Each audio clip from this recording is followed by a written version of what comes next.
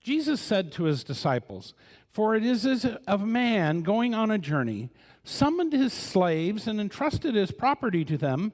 To one he gave 5 talents, to another 2, to another 1, to each according to his ability. Then he went away. The one who had received the 5 talents went off at once and traded with them and made 5 more talents.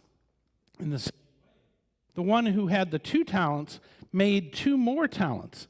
But the one who had received the 1 talent went off and dug a hole in the ground and hid his master's money. After a long time, the master of those slaves came and settled accounts with them. Then the one who had received the 5 talents came forward, bringing 5 more, saying, 'Master, you handed over to me 5 talents. See, I have made 5 more talents.' His master said to him, 'Well done, good and trustworthy slave. You have been trustworthy in a few things. I will put you in charge of many things. Enter into the joy of your master.' And the one with 2 talents also came forward, saying, 'Master, you handed over to me 2 talents. See, I have made 2 more talents.' His master said to him, 'Well done, good and trustworthy slave. You have been trustworthy in a few things. I will put you in charge of many things. Enter into the joy of your master.' Then the one who had received the 1 talent also came forward, saying, 'Master, I knew that you are a harsh man, reaping where you did not sow and gathering where you did not scatter seed. So I was afraid, and I went and hid your talent in the ground. Here you have what is yours.' But his master replied, 'You wicked and lazy slave. You knew, did you, that I reap where I do not sow and gather where I do not scatter? Then you ought to have invested my money with the bankers, and on my return I would have received what was my own with interest. So take the talent from him and give it to the one with the 10 talents. For to all those who have, more will be given, and they will have an abundance. But from those who have nothing, even what they have will be taken away. As for this worthless slave, throw him into the outer darkness, where there will be weeping and gnashing of teeth.'" The gospel of our Lord. Praise to you, O Christ.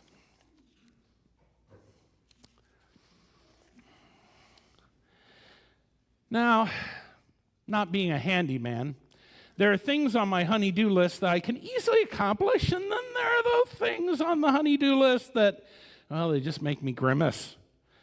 What often stays on the honey-do list the longest are the tasks that I am not sure how to do. Those often require some research, maybe one of those YouTube videos, or horrors of horrors, spending time with a lengthy appliance manual that I just can't seem to make sense of. You see, some of these tasks on my to-do list are within my comfort zone, and some are entirely out of it. My comfort zone is those tasks I've done before, I'm good at, I can do easily. After that, then there are those tasks that I remember how to do, but they're hard. And then, oh no, those tasks I really don't ever tackle. The dreaded, I'm pretty sure I can't do this, but I don't want to hire a handyman for tasks. Well, some management coaches speak about our comfort zone, where we can confidently do routine and known tasks, our learning zone, where we need to stretch and apply ourselves to accomplish new things, and our panic zone, tasks that are likely beyond our current abilities. Our gospel lesson today is often taken as a parable telling us to use the unique gifts that God has given for each of us. But the enormous sums and the chilling judgment of the master on the servant who did anything with the money has more to do maybe with another topic. Jesus' focus is on how we are to prepare ourselves and get ready for Jesus' coming kingdom. And if you were one of Jesus' disciples who originally heard this story, it would be a bit anxiety-producing because of the incredible amounts of money involved. First, we must understand the slaves didn't just do menial work for their masters. No, what we would call middle-level management and sometimes even top-level leadership in an organization often fell to highly educated, well-trained slaves that ran much of the business for their owner. It's unfortunate that we translate this term for a very large amount of money as a talent, because it helps us hear this as a call to use our individual spiritual gifts, no matter what they are and how many they are, for God's mission. As I said at the outset, that's a really good message to hear, but maybe not the one originally heard by the first disciples. Because the talent was not a gift, it was a weight in either gold or silver and varied by country and time period. Something in Jesus' time, it might have been around 130 pounds of precious metal, equal to maybe as much as 20 years of work for a common laborer. We are supposed to be shocked and staggered by the responsibility left to these managers. This is not their comfort zone. For the last servant, it becomes a panic zone. So what would you do if your boss came to you and gave you $1 billion to use however you saw it fit, just as long as you made money for the company while they were away? No hints or vision on how to use it on new projects, no guidelines on how to invest it, and certainly no chance to check in with the boss and get feedback or advice as you attempt to create a good return on that investment. There's a lot of literature on finding that comfortable balance between risk and reward for what is termed acceptable risk according to your financial goals. Maybe you have a financial advisor help you with that. But Jesus purposely put this parable completely out of the range of manageable, comfortable risk. Jesus needed his disciples to be risk takers. They would be charged, after all, with starting a new, not legally recognized religion, worshiping an executed traitor of the empire, a faith seen as a perversion of Judaism and a threat to civic prosperity. Jesus certainly didn't want them to sit back, stay at home, and keep their new trust and devotion to Jesus as a personal, private belief. He wanted them to take the risk of completing his mission, of starting the new Messiah's community according to the life-giving model of living given by Jesus, a fulfillment of God's plans for creation and humanity. Now, two of the managers, no matter how much pressure they felt, and likely no matter how many ulcers they might have developed, took the risk, put millions to work. They doubled the return on the investment and were rewarded by the master. But the last one, and the last one is the one we're supposed to identify with, right?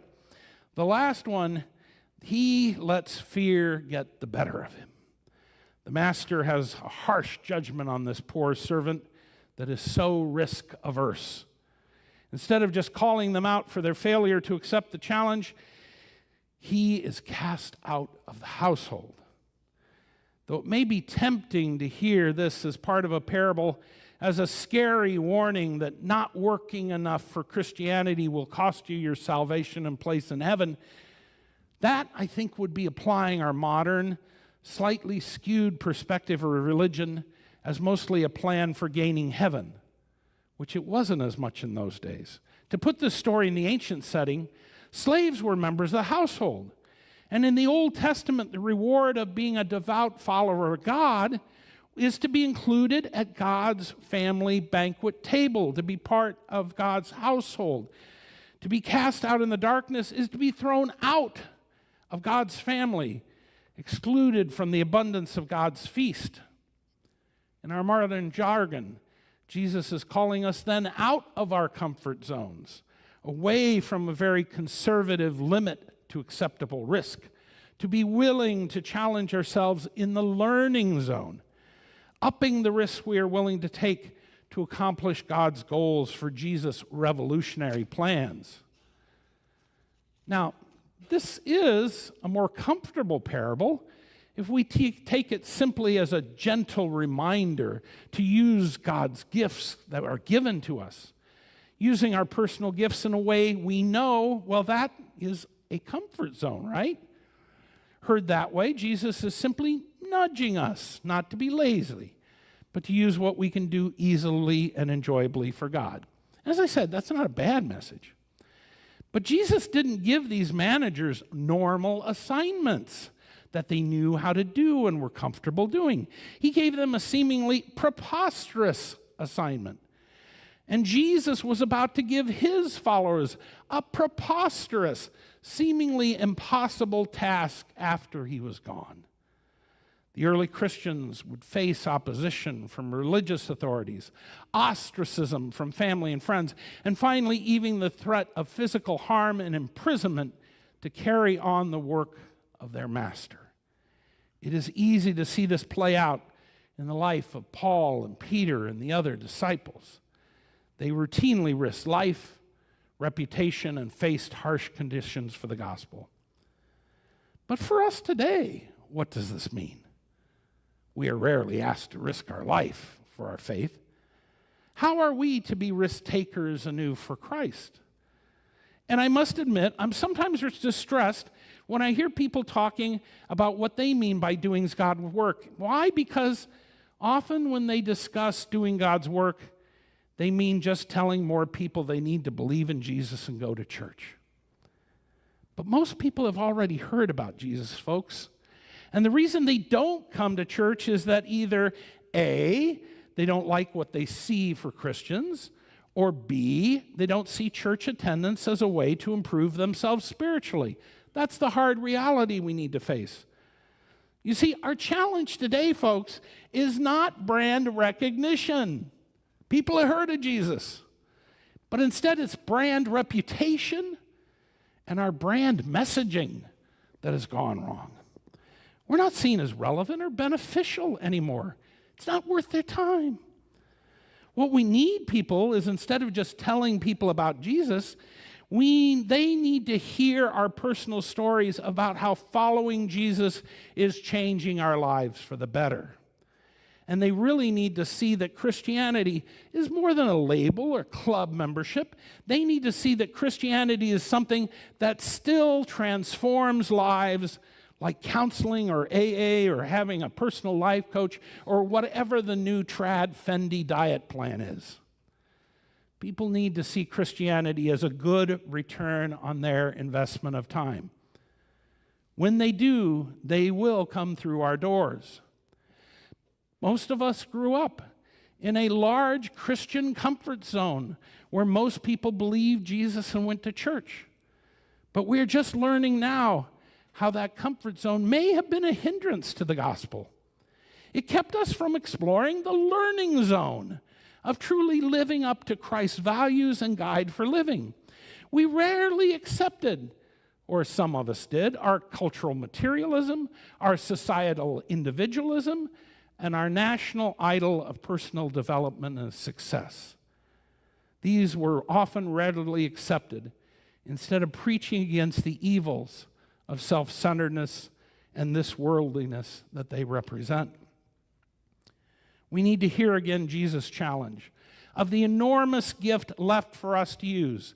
How do we invest the death and resurrection of Jesus? How do we invest the cross in risky ways that challenge us to change into new lives lived only for God? How do we regain Jesus' mission as one that is revolutionary by bringing in God's other-centeredness, upside-down justice, care and respect for life, and focus on serving all? It's way too easy to see our call as simply engaging in cultural battles. Not that sometimes those are called for, but how instead do we see ourselves called out of our comfort zones to show that Christianity really does transform hearts and minds? Do we accept risking giving up our old ways so we can become those gentle, loving creatures, new creations that are humble and serve God's call to be a harmonious community where lives are reborn? I get it. Our world is stressful and negative and anxiety-producing, and we come here for a break. We don't want to hear a challenge. We want a religion that is comfortable and healing, and it is. We are here to refresh, bandage our wounds, and get revitalized. But unfortunately, folks, we may be no longer able to sustain comfort zone churches and comfort zone Christianity now that our culture has no place for faith communities. Our culture, frankly, is fed up with self-righteous Christians telling them what to do when we as Christians seem to them to be self-serving as our culture is. Our call instead is to be changed by Jesus into better people who radiate God's love and show the world a different way of living. We're being asked to show a return on what God has given us, that being a follower of Christ produces rewards from Jesus' death. We are charged not to bury our faith, but to use it serving others, working to right wrongs, and most importantly, to be a changed people where the investment of Jesus' very blood produces a return of love, peace, and harmony. How do we learn to be Jesus risk takers if we aren't already? We first need to be willing to leave our comfort zone. And how do we do that? We need motivation. We need to know that bearing our faith is not using it. But most of all, instead of hearing this parable as a threat of what happened to the servant with the one talent, what would it look like if we hear the promise of what is said to the other two? Reward only comes with risk. How many times do we see that in business literature? Reward often comes with risk. Great things rarely come from staying in our comfort zones. And you certainly don't grow and develop if you never put a toe in the learning zone. What spurs on the entrepreneur, the investment banker, the risk-taking manager? Well, it's the payoff, right? And this is our reward. To hear our master say, "Well done, good and faithful servant, enter into the joy of your master." To daily eat and feast at God's table of blessing. To be a part of Jesus' work in God's household. That's the goal that makes the risk manageable. Because Jesus has also invested in us, and he did that first. So he calls us to risk our old ways, to leave our comfort